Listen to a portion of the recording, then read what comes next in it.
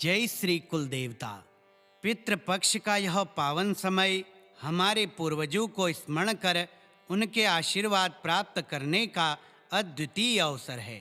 कहते हैं जब पितर प्रसन्न होते हैं तो जीवन के सभी दोष, बाधाएं और संकट दूर हो जाते हैं।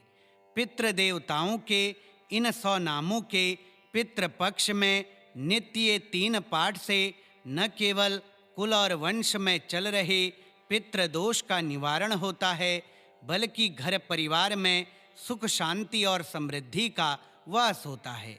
श्रद्धा से इसका पाठ करने पर आपके पितृ कृपा करके आपके हर संकट को हर लेंगे।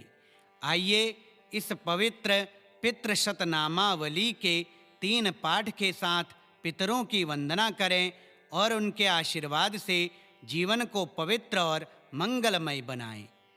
श्री पितृदेवता शतनामावलिः। ओम पितृभ्यः नमः। ओम पितामहेभ्यः नमः। ओम प्रपितामहेभ्यः नमः। ओम कौलिकेभ्यः नमः। ओम गोत्रदेवेभ्यः नमः। ओम वंशपालकेभ्यः नमः। ओम कुलसंरक्षकेभ्यः नमः। ओम दिव्यपितृभ्यः नमः। ओम महापितृभ्यः नमः। ओम प्रेतपितृभ्यः नमः। ओम सप्तपितृभ्यः नमः। ओम वसुभ्यः नमः। ओम अग्निश्वात्तेभ्यः नमः। ओम बर्हिषद्भ्यः नमः। ओम सोमपायिभ्यः नमः। ओम हविर्भुजेभ्यः नमः। ओम अज्यपायिभ्यः नमः। ओम ब्रह्मपितृभ्यः नमः। ओम यमरूपेभ्यः नमः। ओम धर्मरक्षकेभ्यः नमः। ओम दयानिधये नमः। ओम अनुग्रहेभ्यः नमः। ओम शांतिप्रदायिने नमः। ओम आयुप्रदायिने नमः। ओम ऐश्वर्यप्रदायिने नमः। ओम पुत्रदायिने नमः। ओम विद्यानिधये नमः। ओम ज्ञानदायिने नमः। ओम सद्गतिदायिने नमः। ओम पापनाशिने नमः। ओम दुर्निवारणाय नमः। ओम श्राद्धप्रियाय नमः। ओम तर्पणतृप्ताय नमः। ओम अर्घ्यग्राहाय नमः। ओम पिण्डभोक्त्रये नमः। ओम तृप्तिदायिने नमः। ओम अक्षयफलदायिने नमः। ओम अनंताय नमः। ओम नित्याय नमः। ओम सर्वगताय नमः। ओम दुष्टशमनाय नमः। ओम रोगनिवारकाय नमः। ओम संपत्प्रदायिने नमः। ओम सौख्यदायिने नमः। ओम कुलसंजीवकाय नमः। ओम वंशवर्धनाय नमः। ओम सुसंतानदायिने नमः। ओम स्थैर्यप्रदायिने नमः। ओम कीर्तिप्रदायिने नमः। ओम बलप्रदायिने नमः। ओम धर्मवर्धकाय नमः। ओम सत्यपालकाय नमः। ओम सदाचाराय नमः। ओम कुलदेवताय नमः। ओम गोत्रनाथाय नमः। ओम ऋषिपूज्याय नमः। ओम ब्रह्मपूज्याय नमः। ओम देवतुल्याय नमः। ओम शिवप्रियाय नमः। ओम विष्णुभक्ताय नमः। ओम चंद्रनिवासिने नमः। ओम सूर्यतेजसे नमः। ओम अग्निरूपाय नमः। ओम वायुरूपाय नमः। ओम आकाशगम्याय नमः। ओम जलरूपाय नमः। ओम भूमिरूपाय नमः। ओम यमदर्शनाय नमः। ओम धर्मात्मने नमः। ॐ सत्त्वमूर्तये नमः। ॐ पितृपथप्रदर्शकाय नमः। ॐ श्रेयसाम्पथिने नमः। ॐ पितृलोकनाथाय नमः। ॐ पितृगामिने नमः। ॐ दिव्याय नमः। ॐ तेजस्विने नमः। ॐ सौम्याय नमः। ॐ कृपालवे नमः। ॐ भक्तवत्सलाय नमः। ॐ रक्षाकराय नमः। ॐ कालातीताय नमः। ॐ अक्षराय नमः। ॐ परब्रह्मस्वरूपकाय नमः। ॐ वीतरागाय नमः। ॐ सदामुक्ताय नमः। ॐ करुणाकराय नमः। ॐ स्वर्गद्वारप्रदर्शकाय नमः। ॐ मोक्षदायिने नमः। ॐ सद्गतिदायिने नमः। ॐ आनन्दमूर्तये नमः। ॐ सदाशिवप्रियाय नमः। ॐ विष्णुप्रियाय नमः। ॐ ब्रह्मप्रियाय नमः। ॐ लोकगुरवे नमः। ॐ श्रेष्ठपितामहेभ्यः नमः। ॐ परमपितृभ्यः नमः। ॐ दिव्यानुग्रहेभ्यः नमः। ॐ समस्तपितृभ्यः नमः। ॐ कुलपितृभ्यः नमः। ॐ पितृदेवाय नमः। ॐ पितृभ्यः नमः। ॐ पितामहेभ्यः नमः। ॐ प्रपितामहेभ्यः नमः। ॐ कौलिकेभ्यः नमः। ॐ गोत्रदेवेभ्यः नमः। ॐ वंशपालकेभ्यः नमः। ॐ कुलसंरक्षकेभ्यः नमः। ॐ दिव्यपितृभ्यः नमः। ॐ महापितृभ्यः नमः। ॐ प्रेतपितृभ्यः नमः। ॐ सप्तपितृभ्यः नमः। ॐ वसुभ्यः नमः। ॐ अग्निश्वात्तेभ्यः नमः। ॐ बर्हिषद्भ्यः नमः। ॐ सोमपायिभ्यः नमः। ॐ हविर्भुजेभ्यः नमः। ॐ मज्जपायिभ्यः नमः। ॐ ब्रह्मपितृभ्यः नमः। ॐ यमरूपेभ्यः नमः। ॐ धर्मरक्षकेभ्यः नमः। ॐ दयानिधये नमः। ॐ अनुग्रहेभ्यः नमः। ॐ शान्तिप्रदायिने नमः। ॐ आयुप्रदायिने नमः। ॐ ऐश्वर्यप्रदायिने नमः। ॐ पुत्रदायिने नमः। ॐ विद्यानिधये नमः। ॐ ज्ञानदायिने नमः। ॐ सद्गतिदायिने नमः।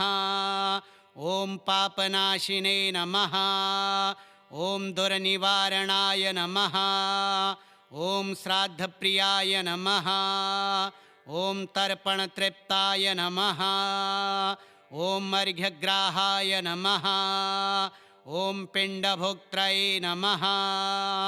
ॐ तृप्तिदायिने नमः।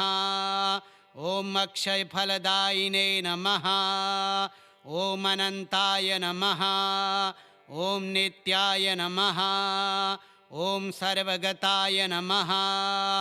ॐ दुष्टशमनाय नमः। ॐ रोगनिवारकाय नमः।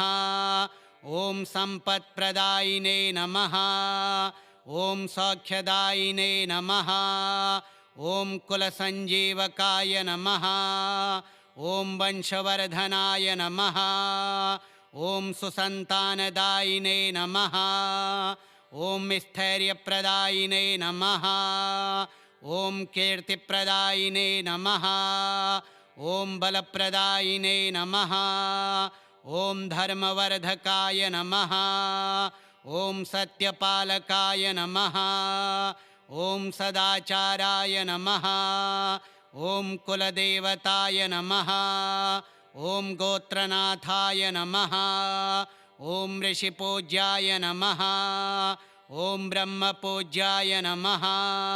ॐ देवतुल्याय नमः ॐ शिवप्रियाय नमः ॐ विष्णुभक्ताय नमः ॐ चन्द्रनिवासिने नमः ॐ सूर्यतेजसे नमः ॐ अग्निरूपाय नमः ॐ वायुरूपाय नमः ॐ आकाशगम्याय नमः ॐ जलरूपाय नमः ॐ भूमिरूपाय नमः ॐ यमदर्शनाय नमः ॐ धर्मात्मने नमः ॐ सत्त्वमूर्तये नमः ॐ पितृपथप्रदर्शकाय नमः ॐ श्रेयसां पथिने नमः ॐ पितृलोकनाथाय नमः ॐ पितृगामिने नमः ॐ दिव्याय नमः ॐ तेजस्विने नमः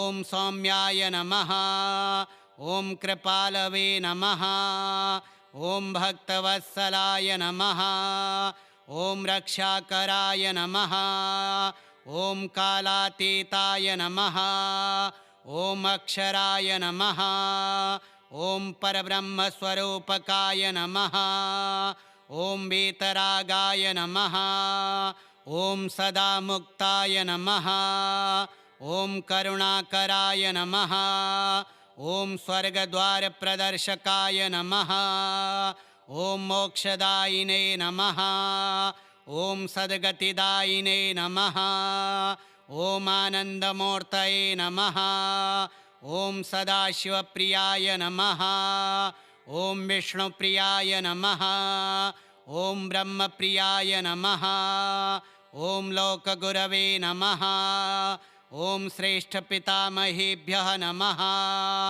ॐ परमपितृभ्यः नमः ॐ दिव्यानुग्रहेभ्यः नमः ॐ समस्तपितृभ्यः नमः ॐ कुलपितृभ्यः नमः ॐ पितृदेवाय नमः ॐ पितृभ्यः नमः ॐ पितामहेभ्यः नमः ॐ प्रपितामहेभ्यः नमः ॐ कौलिकेभ्यः नमः ॐ गोत्रदेवेभ्यः नमः ॐ वंशपालकेभ्यः नमः ॐ कुलसंरक्षकेभ्यः नमः ॐ दिव्यपितृभ्यः नमः ॐ महापितृभ्यः नमः ॐ प्रेतपितृभ्यः नमः ॐ सप्तपितृभ्यः नमः ॐ वसुभ्यः नमः ॐ अग्निश्वात्तेभ्यः नमः ॐ बर्हिषद्भ्यः नमः ॐ सोमपायिभ्यः नमः ॐ हविर्भुजेभ्यः नमः ॐ अज्यपायिभ्यः नमः ॐ ब्रह्मपितृभ्यः नमः ॐ यमरूपेभ्यः नमः ॐ धर्मरक्षकेभ्यः नमः ॐ दयानिधये नमः ॐ अनुग्रहेभ्यः नमः ॐ शान्तिप्रदायिने नमः ॐ आयुप्रदायिने नमः ॐ ऐश्वर्यप्रदायिने नमः ॐ पुत्रदायिने नमः ॐ विद्यानिधये नमः ॐ ज्ञानदायिने नमः ॐ सद्गतिदायिने नमः ॐ पापनाशिने नमः ॐ दुर्निवारणाय नमः ॐ श्राद्धप्रियाय नमः ॐ तर्पणतृप्ताय नमः ॐ अर्घ्यग्राहाय नमः ॐ पिण्डभोक्त्रये नमः ॐ तृप्तिदायिने नमः ॐ अक्षयफलदायिने नमः ॐ अनन्ताय नमः ॐ नित्याय नमः ॐ सर्वगताय नमः ॐ दुष्टशमनाय नमः ॐ रोगनिवारकाय नमः ॐ सम्पत्प्रदायिने नमः ॐ सौख्यदायिने नमः ॐ कुलसञ्जीवकाय नमः ॐ वंशवर्धनाय नमः ॐ सुसन्तानदायिने नमः। ॐ स्थैर्यप्रदायिने नमः। ॐ कीर्तिप्रदायिने नमः। ॐ बलप्रदायिने नमः। ॐ धर्मवर्धकाय नमः। ॐ सत्यपालकाय नमः। ॐ सदाचाराय नमः। ॐ कुलदेवताय नमः। ॐ गोत्रनाथाय नमः। ॐ ऋषिपूज्याय नमः। ॐ ब्रह्मपूज्याय नमः। ॐ देवतुल्याय नमः। ॐ शिवप्रियाय नमः। ॐ विष्णुभक्ताय नमः। ॐ चन्द्रनिवासिने नमः। ॐ सूर्यतेजसे नमः। ॐ अग्निरूपाय नमः। ॐ वायुरूपाय नमः। ॐ आकाशगम्याय नमः। ॐ जलरूपाय नमः। ॐ भूमिरूपाय नमः। ॐ यमदर्शनाय नमः। ॐ धर्मात्मने नमः। ॐ सत्त्वमूर्तये नमः। ॐ पितृपथप्रदर्शकाय नमः। ॐ श्रेयसाम्पथिने नमः। ॐ पितृलोकनाथाय नमः। ॐ पितृगामिने नमः। ॐ दिव्याय नमः। ॐ तेजस्विने नमः। ॐ सौम्याय नमः। ॐ कृपालवे नमः। ॐ भक्तवत्सलाय नमः। ॐ रक्षाकराय नमः। ॐ कालातीताय नमः। ॐ अक्षराय नमः। ॐ परब्रह्मस्वरूपकाय नमः। ॐ वीतरागाय नमः। ॐ सदामुक्ताय नमः। ॐ करुणाकराय नमः। ॐ स्वर्गद्वारप्रदर्शकाय नमः। ॐ मोक्षदायिने नमः। ॐ सद्गतिदायिने नमः। ॐ आनन्दमूर्तये नमः। ॐ सदाशिवप्रियाय नमः। ॐ विष्णुप्रियाय नमः। ॐ ब्रह्मप्रियाय नमः। ॐ लोकगुरवे नमः। ॐ श्रेष्ठपितामहेभ्यः नमः। ॐ परमपितृभ्यः नमः। ॐ दिव्यानुग्रहेभ्यः नमः। ॐ समस्तपितृभ्यः नमः। ॐ कुलपितृभ्यः नमः। ॐ पितृदेवाय नमः। श्रीपितृदेवताशतनामावलिः श्रीपितृदेवार्पणमस्तु।